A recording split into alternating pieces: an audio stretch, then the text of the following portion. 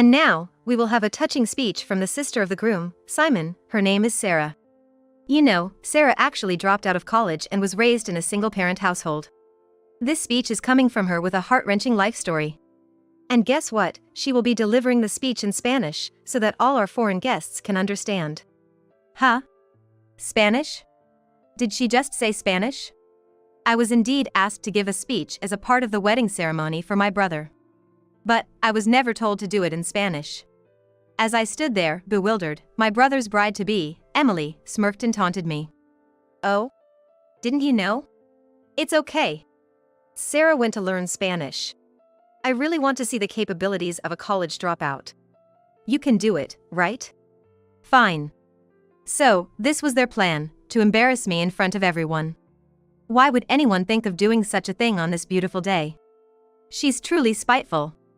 The guests seemed confused, whispering and looking at me. What's taking so long? Get on with it. Can you really speak Spanish? I heard someone mockingly say. Well, if this is how it's going to be, I'm going to show them. I tore up the script I had prepared and started speaking from the heart. And there, Emily's face turned pale. I am Sarah, 23 years old. I grew up in a single-parent household with my mother and brother. It was just the three of us. We weren't rich, but thanks to my mother and brother, life was always fun. My brother always got near-perfect scores on tests and had outstanding grades. He was too perfect, always kind to me, who struggled with studies. My test scores were always near failing. But even when teachers lectured me, my mother never got angry. It's okay, life isn't just about studying.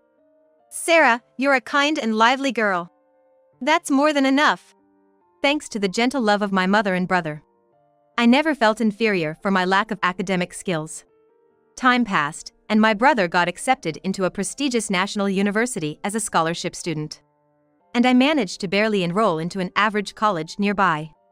We were celebrating my admission in our living room with snacks when suddenly, my brother's phone rang. He said it was an unknown number. As he talked, his face grew cloudy. After hanging up, he said, "Mom has collapsed."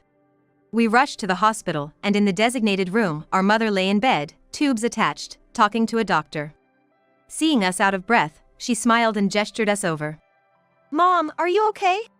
No, wait, Mom, please. I was almost crying, clinging to her, and she laughed. Oh, Sarah, you're exaggerating. I'm okay, just overdid it a bit. I won't die from this. Our mother raised us alone, as a single parent. How hard it must have been. My mom worked multiple jobs and was hardly ever home. It must have been overwork that finally caught up with her. She collapsed at work and had to be rushed to the hospital. I never really thought about it deeply before, but we've lived comfortably up till now solely on Mom's efforts. I can't let her bear this burden alone anymore. I need to support Mom and our home. Hey, I'm gonna give up going to college. I'll work instead of going to school, so Mom doesn't have to work so hard and can have it a bit easier, right? I blurted out loudly, forgetting that I was in a hospital room. Mom and my brother, Simon, were shocked by my sudden declaration. There was a brief silence. Then, it was Simon who broke it. If Sarah is giving up college to work for Mom, then I'll give up university to work too. Mom also raised her voice in response. You both don't need to worry about me. I want you to follow your own paths. Please. Mom, the path I want to take is to help you. That's what I really want to do. It's okay. I can get a diploma later. So, please let me be selfish this time. I wanted to help Mom, even if it meant giving up on college. Mom and Simon, overwhelmed by my determination, reluctantly agreed to let me work. Simon promised to help with finances as soon as he graduated. And so, my frantic job search began. Without college, my highest education was high school. I applied to any job that seemed like it might suit me. I went to several interviews. But it was tough to get hired. I mostly received rejection emails. I wanted to support Mom quickly, but all I felt was growing anxiety. Then, I received a phone call. It was a job offer from a company willing to take me in. The job was at a 5-star hotel, living on site. I was going to work as a waitress. Honestly, I thought it was the least likely place to hire me, so I was over the moon when I got the call. What kind of people stay at a 5-star hotel?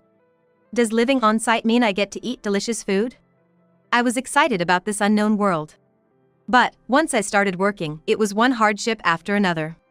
The work, my first ever job, was several times harder than I imagined. I had never been on an overnight trip or stayed at 5-star hotel. So I had no idea what kind of service guests expected. That's why I tried so hard to learn quickly, but it was just one failure after another. I mistakenly guided guests to the wrong rooms, fell while serving food in an unfamiliar uniform, and got scolded by guests for my awkward service. At first, the other waitresses were kind, but as my failures piled up, they started avoiding me, saying, "Stay away from her, or you'll get dragged into trouble." No matter how hard I tried, nothing went right.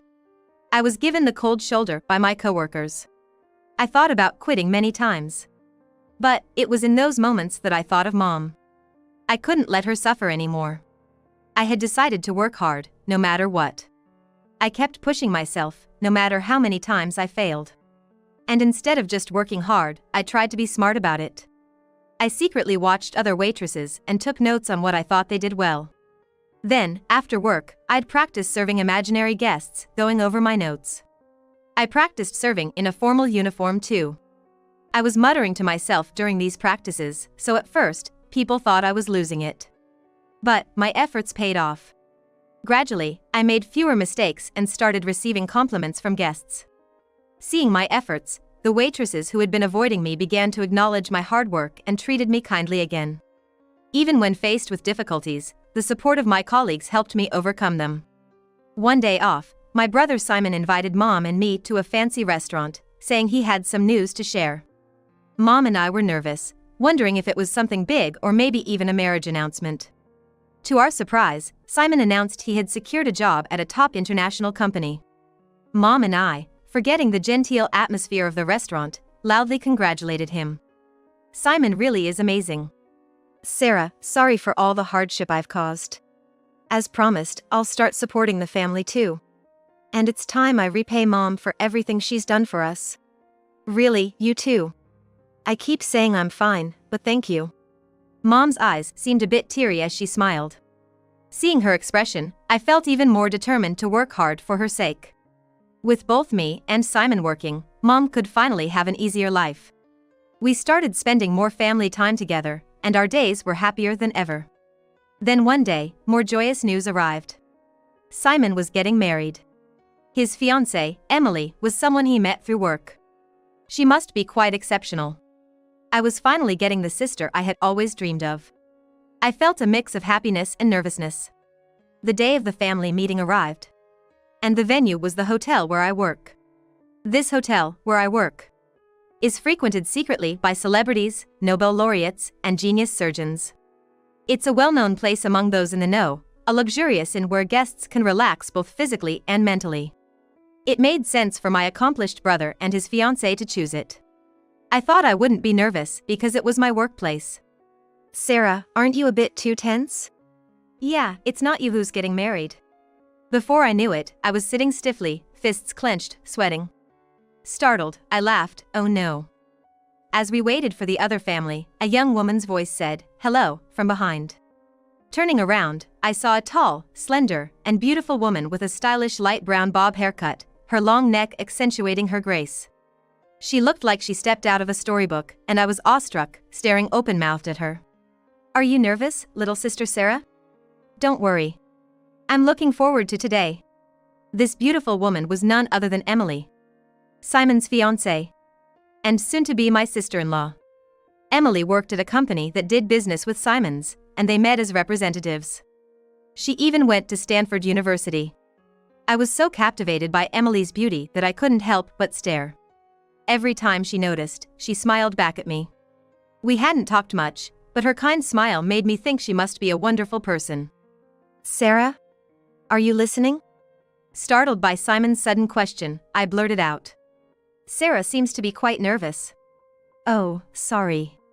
Emily is just so beautiful. Laughter filled the room. Sarah, I have a favor to ask. What is it? We'd like to have our wedding party at this hotel where you've worked so hard. Really? Is that so? Yeah, because a lot of the wedding guests will be foreigners.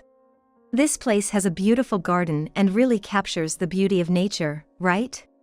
I thought they'd appreciate it. What do you think? I think it's a great idea. All right, I'll check with the manager later. Thank you, Sarah. Overwhelmed by my brother's pleasant suggestion, I excused myself to the restroom. My brother's wedding here. It's really something to think about. I hope it'll be a grand ceremony. Touching up my makeup at the sink, I pondered again about my brother's wedding. Lost in thought in front of the mirror, I was suddenly approached from behind. Hey! Looking through the mirror, I saw Emily. Her voice sounded lower than before. I barely recognized her.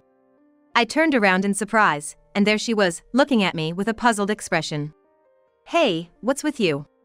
You've been staring at my face since earlier. Is there something you don't like?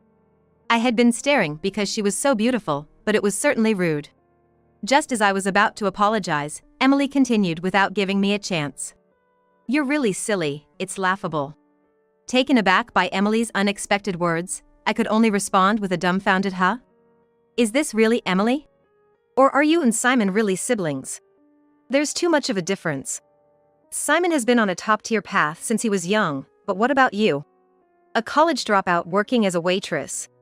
And while Simon's face suits me as a handsome man, you're just plain, ordinary. You're way below my expectations. Hilarious. I was at a loss for words, shocked by Emily's sudden verbal assault. What's with that dumb look? It's really funny. Your education shows on your face. Then Emily whispered in my ear. Hey, are you really blood-related to Simon? Huh? Because you and Simon are nothing alike, in brains or looks.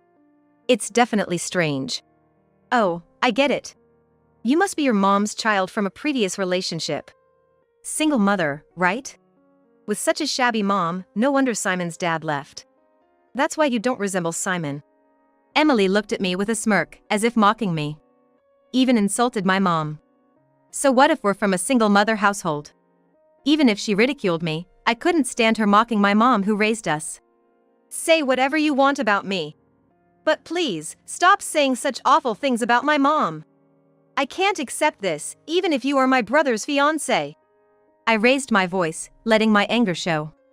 Emily then crossed her arms and shifted her weight onto one foot. A college dropout standing up to me? Seriously, this is why I can't stand people with no brains.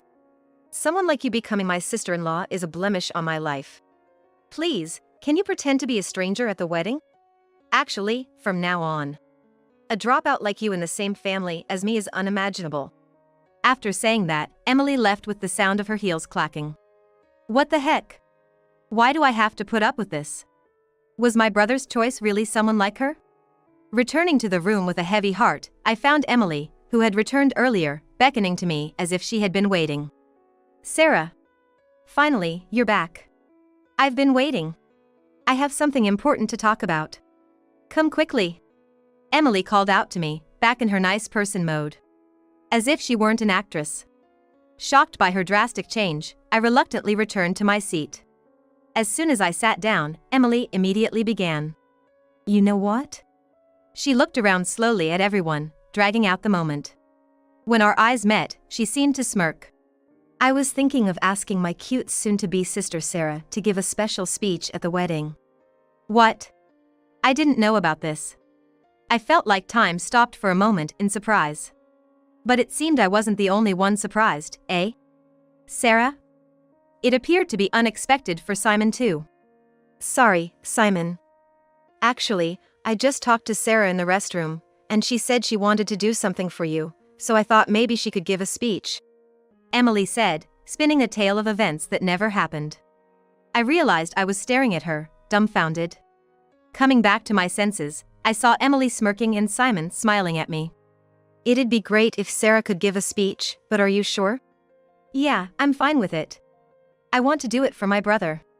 Seeing Simon's happy face, I couldn't refuse. Yeah, that's right. If my speech makes my brother happy, then it's not a bad deal. I don't know what Emily is really thinking, but I decided to go along with her idea. Time passed since that day, and finally, the wedding day arrived. Thanks to meticulous preparations, the ceremony went smoothly. I was nervous in the unfamiliar atmosphere of a wedding, but even more anxious about whether I could deliver the speech well. I found myself clenching my fists and sweating like on the day of the family meeting. My hands were so sweaty I couldn't even hold my glass properly. It's okay, I can do this. Sarah, congratulations today. You have a speech later, right? Good luck. Yes. Thank you. Don't be so nervous. You'll do great, Sarah. You practiced a lot and worked hard. I guarantee it. Look. My supervisor, always kind to me, patted my back. Since Emily tasked me with the speech, I had been practicing every day after work. Initially, I practiced alone, muttering to myself, but then my coworkers joined in to help. Thanks to them, I could give a smooth speech in front of about 10 people without getting nervous. But speaking in front of hundreds of people is a different story. My supervisor's encouragement eased my nerves a bit, but my hands still wouldn't stop sweating. Then the moment for the special performance arrived. Ladies and gentlemen, please pay attention. Emily's shrill voice filled the hall. She suddenly stood up and came towards me, pulling me to the microphone stand. Emily put her hand on my shoulder, leaned close, and spoke into the microphone. Now, Simon's sister, Sarah, will deliver a touching speech. Actually, Sarah grew up in a single-parent household and, incredibly, gave up going to college to start working at this hotel right after high school. She lived on, sacrificing everything, her education, pride, all to help her single mother, working as a waitress here until today. Emily gave an introduction I never wished for, even bringing up my family and mother. She was crafting a tear-jerking story in a mocking tone, which really angered me. Despite being so young, she's a hard-working girl with a heart-wrenching life story. And now, Sarah will give her speech in Spanish, so our foreign guests can understand. Please, go ahead. Wait, Spanish? Did she just say Spanish? Yes, Sarah. Oh? Didn't I tell you? It's okay, you learned Spanish. Emily spoke mockingly into the microphone again. Everyone seemed to believe I was going to give a speech in Spanish, waiting expectantly. As I froze, Emily smirked and continued. Sarah has been working at this hotel for many years. As you all know, this inn is popular among foreigners, regularly visited by international guests. And among you today, there are many foreigners. Sarah, with her extensive experience in such a multicultural environment, can surely give a wonderful speech in Spanish, right? I thought it'd be easy for her. True, the inn does host many foreign guests, and I did hear there would be many foreign guests at the wedding. But to suddenly spring this on me on the day itself? So, this was her plan, to embarrass me in front of everyone. On such a wonderful day, why would she think of doing something like this? How mean. As I pondered, time didn't wait. Simon looked worried, wondering what was happening. The guests were whispering among themselves, looking confused. Somebody said, "Hurry up." "Can you really speak Spanish?" someone jeered, laughing. Cold sweat covered my body. And I could feel large beads of sweat running down my back. What should I do? Sarah! Don't give up! Pull yourself together! Suddenly, the voice of my supervisor who had encouraged me earlier resonated through the hall. Sarah, you can do it! Stand up straight and take a deep breath. Following her advice, I straightened up and took a deep breath. You got this, Sarah. I guarantee it. Encouraged by her voice, my coworkers began to shout, "You can do it, and you got this." All right, let's do this. Taking a deep breath, I began my speech in Spanish. I had been given this ad-lib task. So I decided to speak my mind, ignoring the script I had written. As she said, I'm not smart. But I've received so much love from my mother and brother, which has helped me to persevere. And I'm very happy to be here at my dear brother's wedding.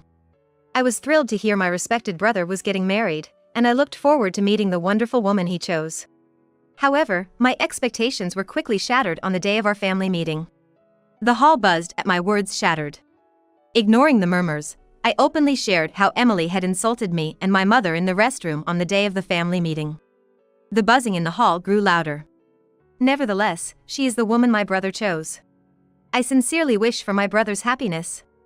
Simon, it'll be lonely, but do visit us sometimes. Mom and I will be waiting. I spoke with gratitude for my brother. At that moment, many emotions welled up inside me. And I felt like crying. But while speaking, I felt so happy and liberated. As I finished speaking, the hall erupted into loud applause. My mother and Simon looked happy, and Emily, who hadn't expected me to speak Spanish, wore a frustrated expression. Her misdeeds had been exposed, after all. Serves her right. Looking around the hall, I noticed Asian guests. Feeling emboldened, I continued my speech in French and Italian. The energy in the hall skyrocketed, and it turned into a standing ovation. Amidst the deafening applause and shouts of amazing. Well done. I saw Emily gripping her dress tightly, her face twisted in anger. The reason I could speak so many languages was thanks to the environment of my workplace. This 5-star hotel where I have worked is famous in the USA, often visited by foreign tourists. As a result, the waitresses were diverse, including French, Canadian, and Italian staff. I, a fan of the latest singers, often watched their videos during breaks, which my coworkers knew about. Initially, not understanding French, a French waitress taught me as we watched videos together. Gradually, it became a regular activity during breaks, teaching each other languages while watching videos. Eventually, I began to understand the languages spoken by my favorite singers, and not just French, but other languages as well. This naturally became useful for work, and using various languages became routine. Surrounded by applause, I returned to my seat with a confident smile, glancing at Emily. Then Emily came up to me, her face twisted in anger, grabbed my shirt, and leaned in close, speaking with rage. "Sarah, don't you dare make a fool of me!" Emily's spit sprayed across my face as she shook me. Her face turned red. It looked more like embarrassment than anger. "Why did you spill everything in front of everyone about the family meeting day?" "Why?" "Because." I was about to respond when Simon grabbed Emily's shoulder from behind. "Emily! That's not the point." I had never seen my kind brother so angry. "Emily, what's this all about? You didn't mention a Spanish speech on the family meeting day. And you really spoke like that about our mother?" Simon was furious, staring sharply at Emily. After a moment of silence, under his intense gaze and the loud booing from the crowd, Emily finally spoke. "Yes, it's true. It's ridiculous, isn't it? How can someone as outstanding as Simon be with a college dropout? It's embarrassing. Simon is handsome and highly educated, but his sister is neither beautiful nor smart. What a disgrace!" Exhausted from her outburst, Emily collapsed to the floor. The crowd booed again. "What's wrong with everyone? Damn. If only you weren't here." Emily started to approach me again when a sharp slap echoed through the hall. I opened my eyes to see Simon had slapped her. "Emily, even after hearing Sarah's speech, you still say such things." Simon was looking down, shoulders shaking. "Emily, Sarah and I grew up well because of our mother. Didn't you hear her speech? Sarah is hardworking like our mother and outstanding like me, right?" Simon appealed to Emily with tears. Emily, her face still red, remained silent and downcast. "Emily, I never thought you would do something like this. My blood-related family is the most important to me. Haven't I told you that many times? I thought you understood. What a disappointment." Simon took a deep breath, as if making a decision. "Let's call off the wedding." At Simon's words, Emily looked up suddenly, then burst into tears and collapsed to her knees. She clung to Simon's legs. "Simon, no, please. Don't do this. Forgive me. I was wrong. I'll love your mother and sister, even if they're from a single-parent family or not smart. Please, just don't do this." Emily was pathetically begging. Despite everything she had brought upon herself, she showed no sign of true remorse. Simon's decision remained unchanged. Later, Simon formally called off the engagement with Emily. Despite desperate apologies from Emily and her parents, he firmly ended it, saying that someone who had spoken like that couldn't change so easily. Simon looked sad for a while, but he always said family was the most important. Emily had to resign from her job too. It seems that one of Emily's colleagues who attended the wedding talked about the incident to another employee, and the rumor spread quickly. As a result, Emily became the subject of gossip and was pointed at behind her back. And it became difficult for her to stay.